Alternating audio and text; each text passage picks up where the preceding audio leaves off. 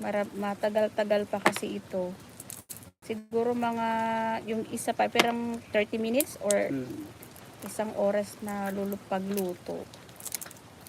Tapos magbabalat pa tayo. Saan ba magpapagiling nito pa? Sentro. Sa sentro. So we're going to the market to grind this cacao. Ngayon magiging uling tayo. Magiging uling ang ating mga kamay.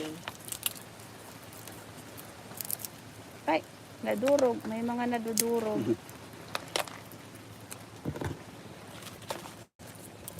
At paano hiniwalay ko pala yun. Ayan. Yippee. Mainit pa pala. Like, peeling the cacao. Masarap kasi itong ihalo. Very organic. Mas masarap yung lasa niya. Gawa tayo ng champurado. Ang talit na naulingan.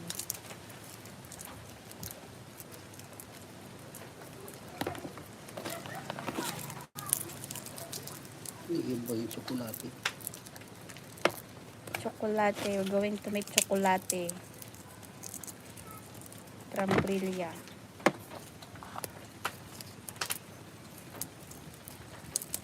Tagal maano ng iba. Yay!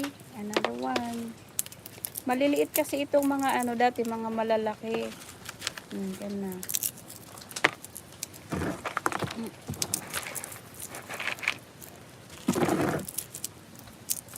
Mas maragsik kapag bago, madaling maubakan. Natural ito yung kakao. Natural. Oh. Natural. Bako ni This sa is Dracula. natural cacao. So, mas iba ang lasa ka, di pa? So, kakao sa Davao, Dracula. Mga bagong variety. Ini mga variety pa ini kan panahon. Oh, so this is the original variety. Variety. Now we have another liker. Mega love shout out to our new liker, 5th liker. We have 15 live viewers. Hello guys. Mega love shout out to all of you. Thank you for watching. Kung sa tao, original pang Pilipino. Original variety of cacao. My dad is telling me that this variety of cacao seed is the original, like a native cacao. Maliliit lang kasi itong mga nito. Ay, mainit. Still hot. Mainit pa. Marami. Kailangan natin balatan ito, tapos ipapagiling. I'm going to grind this. Yung iba na nasisira. Ayan. Tadaan! Amazing. Amazing cacao. Mahilig ba kayo sa tsokolate? So, it's homemade chocolate from cacao. Yan.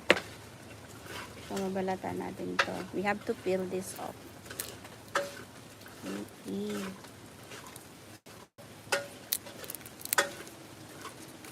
Tadaan! This one. Magtiyaga lang talaga. Magtiyagang magbalat. Hola!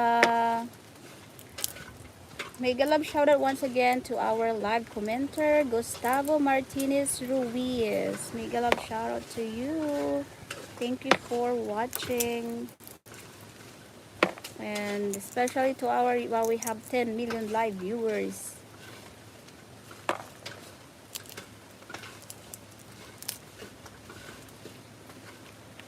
Hola, hola.